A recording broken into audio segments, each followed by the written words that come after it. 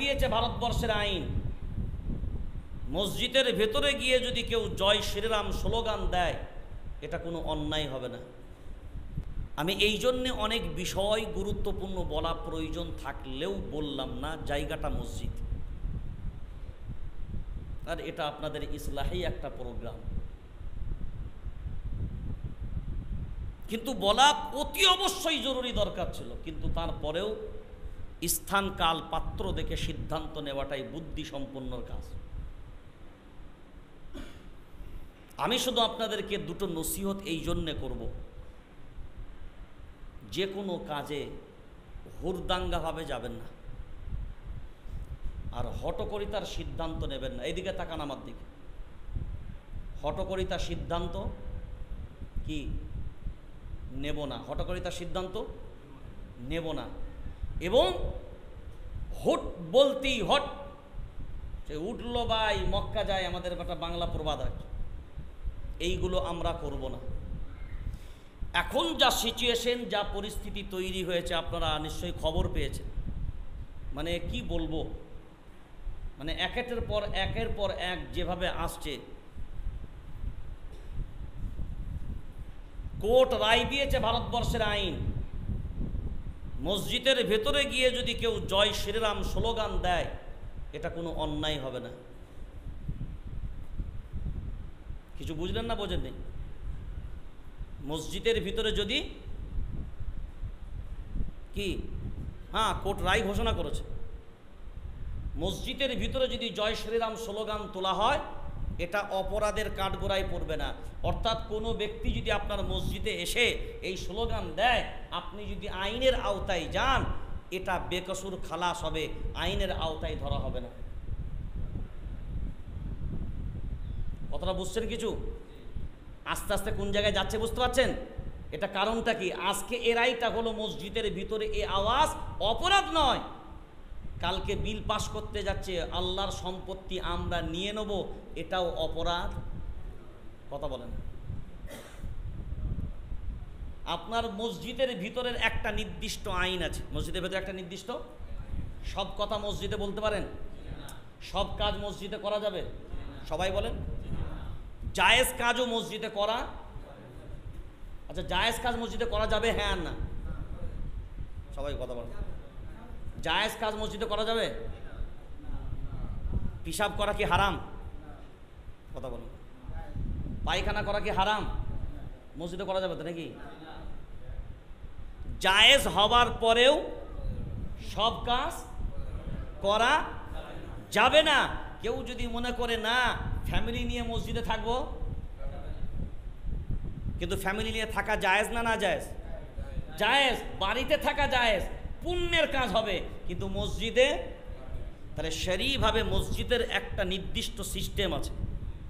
আজকে দেশের আইন রায় পেশ করে দিচ্ছে যে মসজিদের ভিতরে গিয়ে অন্য ধর্মের ধর্মীয় স্লোগান দেওয়া বৈধ, বৈধ, বৈধ, বৈধ। আপনি আইনের আওতায় গিয়েও কিছু করতে পারবেন না। আপনি বলবেন এটা হওয়ার কারণ আপনারা দায়ী, রাগ করেন না।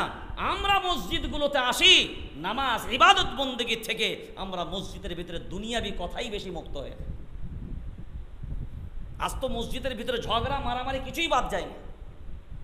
কথা বলেন না কেন? মসজিদের আদব কার আছে?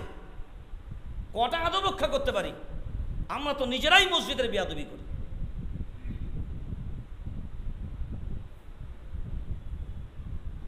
সব জায়গার পিছনে আমরা আগে অপরাধী।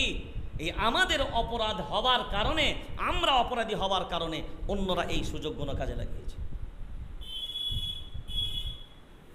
সেই জন্য খুব দায়িত্ব নিয়ে আপনাকে ভাবনা চিন্তা করে আগাতে হবে, খুব গুরুত্ব দিয়ে ভেবে চিনতে পা ফেলতে হবে। সেই জন্য এই সব চক্রান্তের মূল জায়গার একটাই জায়গা, আমরা যদি ভালো হয়ে যাই, আমরা যদি ঈমানওয়ালা হয়ে যাই, আমরা যদি আল্লাহওয়ালা হয়ে যাই, আল্লাহ বলেন দুনিয়ার কাউকে দরকার নেই, আমি আল্লাহ তোর সাথে আছি। আমি আল্লাহ তোর সাথে আছি। কার সাথে? ঈমানওয়ালা হবে যারা, আল্লাহর বন্ধু হবে তারা। সেটা তখন হব যখন আমরা নিজেরা ইমানের উপরে দাঁড়াতে পারবো। ব্যাস, সেই জন্যে গুনাহ ছোট না বড় এই মাপকাঠি আমার কাছে নয়, গুনাহ কিনা এটা দেখে বাঁচবো। কি দেখে বাঁচবো? গুনাহ কিনা, অন্যায় কিনা, অপরাধ কিনা।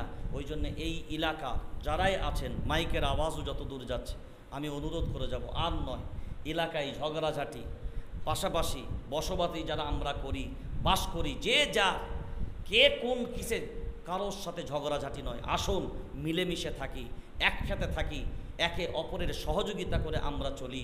কারণ একটা দিন আমাদের সামনে আসছে যেটা অনেক কঠিন হবে।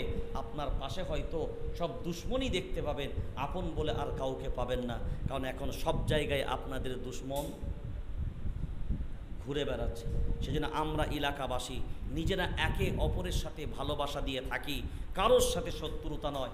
নিজেদের যদি কোনো আপোষের মধ্যে ঝুট ঝামেলা হয়, নিজেরা বসবো, সিস্টেম তৈরি করেন প্রত্যেকটা মসজিদওয়ারিভাবে।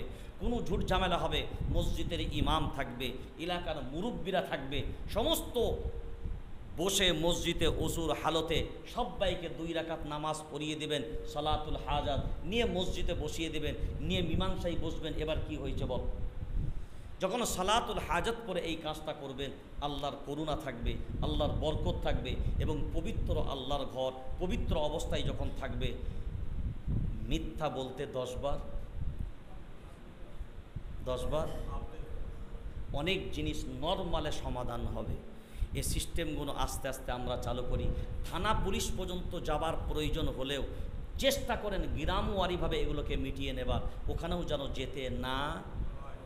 আমি আপনাকে একটা কথা শুধু বলে রাখবো, আপনার আমার জন্যে কেউ নাই। আপনি লিখে রেখে দেন, কেউ নাই। বাস আমি এটা ইঙ্গিতে বললাম, কেউ নাই, আপনি লিখে রেখে দেন।